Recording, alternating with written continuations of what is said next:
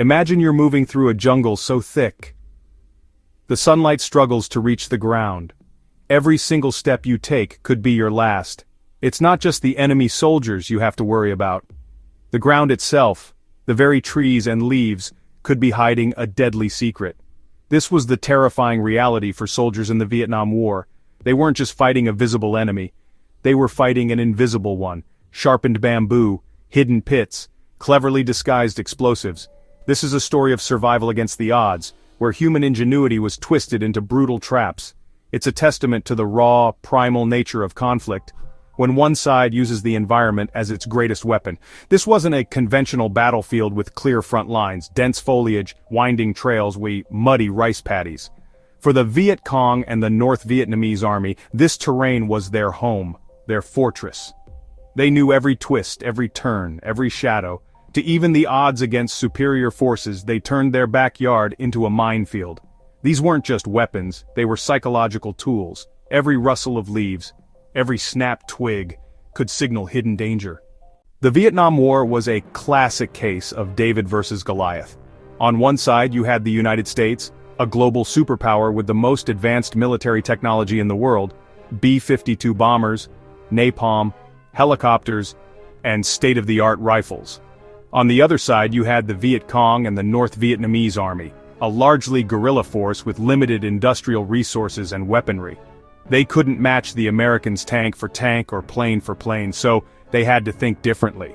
They had to be clever. They had to use what they had, and what they had in abundance was the jungle itself, a terrain they knew intimately. This strategy is what military experts call asymmetric warfare. It's about leveraging your strengths against your opponent's weaknesses. The American weakness was their unfamiliarity with the dense, unforgiving jungle environment. Soldiers, often young men from cities and towns across the USA, were dropped into a world that was completely alien to them. The Viet Cong turned this advantage into a weapon. They used the jungle's natural cover to hide their movements, launch surprise attacks, and to conceal thousands upon thousands of booby traps. These traps were cheap to make, required no advanced technology, and could be produced in massive numbers by local villagers. The goal of these traps wasn't always to kill. In fact, a wounded soldier was often more valuable to the Viet Cong's strategy than a dead one. So, the jungle became an extension of the Viet Cong's will. Every trail could be laced with tripwires. Every patch of grass could hide a pit of sharpened stakes. This strategy effectively slowed the American advance to a crawl. For the American GI on the ground, every patrol was a journey into the heart of fear. The tension was a physical thing, a knot in your stomach that never went away.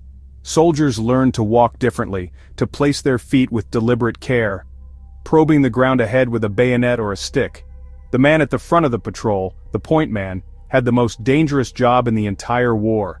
His life expectancy was terrifyingly short. He was the squad's eyes and ears, responsible for spotting the nearly invisible tripwires, the disturbed soil hinting at a pit, the faint outline of a concealed trap. It was a job that required superhuman focus and nerves of steel.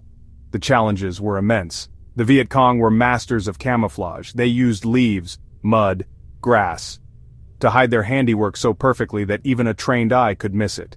A tripwire could be a thin piece of vine, nearly indistinguishable from the thousands of other vines crisscrossing the jungle floor. The mental strain was unimaginable. Soldiers were in a constant state of high alert, a condition known as hypervigilance.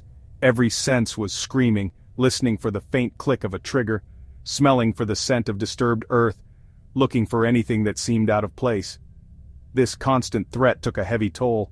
Of all the traps used in Vietnam, the punji stick is perhaps the most iconic and feared, a perfect example of primitive psychological warfare. In its essence, a punji stick was brutally simple, a sharpened spike of bamboo or wood. Sometimes the tips were fire-hardened to make them stronger, and often they were deliberately contaminated with filth, animal feces, or even poison. The most common was the punji pit, a small camouflaged hole dug into a trail, just big enough for a soldier's boot to fall into. The bottom would be lined with dozens of these nasty spikes, angled upwards to impale the foot and leg. When a soldier stepped into one, their own body weight would drive the stakes deep into their flesh. Trying to pull the leg out would only cause more damage, tearing muscle and tissue. It was a trap designed to maim and incapacitate, turning a simple footstep into a moment of pure, unadulterated agony. The Viet Cong's ingenuity didn't stop there. They would implant single punji sticks in rice paddies, just below the water's surface, where they were impossible to see. Soldiers wading through the murky water would suddenly feel a sharp, piercing pain. They were also used in more complex traps, like the bear trap. Two boards embedded with punji stakes set on a hinge, snapping shut on a victim's leg when triggered. The sheer variety meant that soldiers could never be sure what to look for. The real-world impact was devastating. According to some U.S. Army reports, booby traps accounted for a significant percentage of all casualties. A soldier hit by a punji stick required immediate medical attention. This meant a medevac helicopter had to be called in, putting the entire squad and helicopter crew at risk. For every soldier taken out by a punji stick, several more were tied up in the rescue, fulfilling the Viet Cong's strategy of bleeding their enemy through 1,000 small cuts. While punji pits attacked from below, the bamboo whip was a terrifying threat that came from the side. This trap was a masterpiece of kinetic energy and jungle engineering. The concept was simple but deadly. A large bamboo pole, often studded with sharp punji stakes or metal spikes, was bent back under extreme tension and held in place by a catch mechanism. This mechanism was connected to a tripwire stretched across a trail. When an unsuspecting soldier snagged the wire, the catch was released, and the bamboo pole would whip across the path, at chest height or at head height with brutal velocity. The sheer violence of this trap was, honestly, just shocking. A soldier walking point would have no time to react. One moment they would be scanning the path ahead, and the next, a spiked log would slam into them. The force was enough to break bones, cause massive internal injuries, or even impale a man completely. The Viet Cong often placed these traps on bends in a trail or in areas of thick vegetation. The sound it made, a sudden thwack followed by a scream, was a horrifying signal to the rest of the patrol. Building a bamboo whip required a deep understanding of the local environment. They had to know how to construct the trigger so it was sensitive enough to be set off by a passing soldier, but not so sensitive that a falling leaf or small animal would trigger it.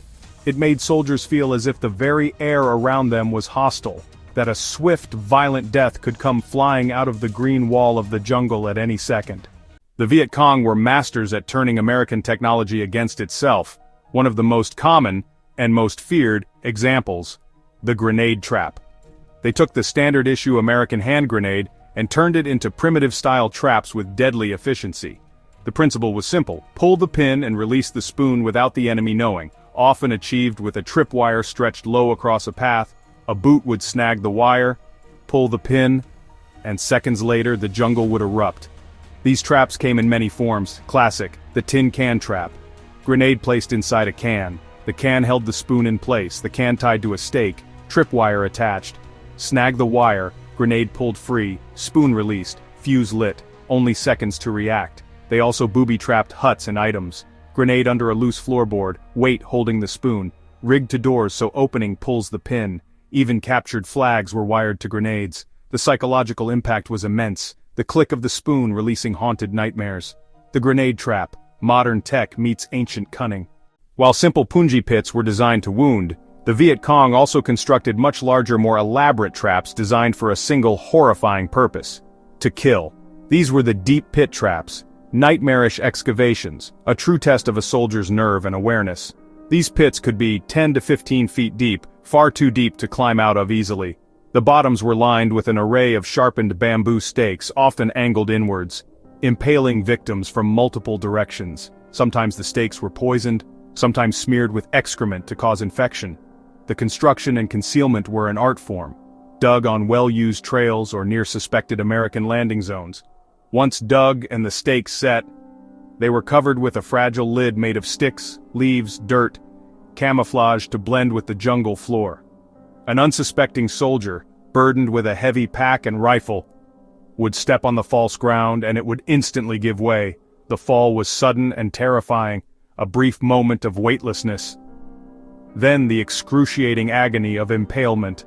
The horror wasn't just physical damage, but the sheer helplessness of the victim, trapped at the bottom of a dark hole, grievously wounded, unable to climb out.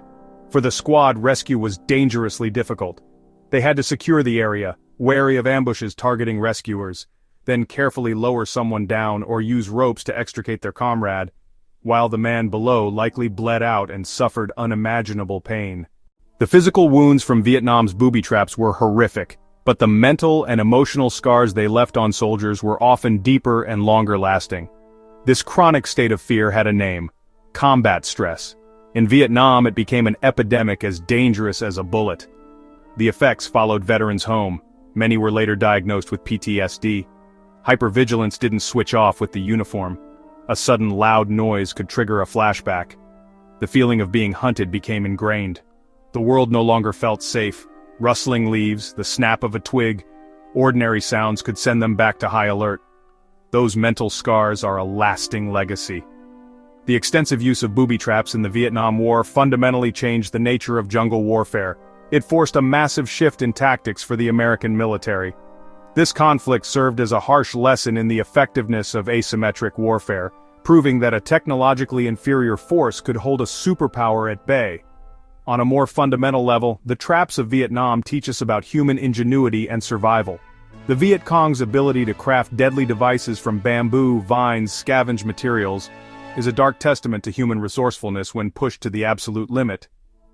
Ultimately, the story of these traps is a grim chapter in the history of human conflict, but one we must not forget.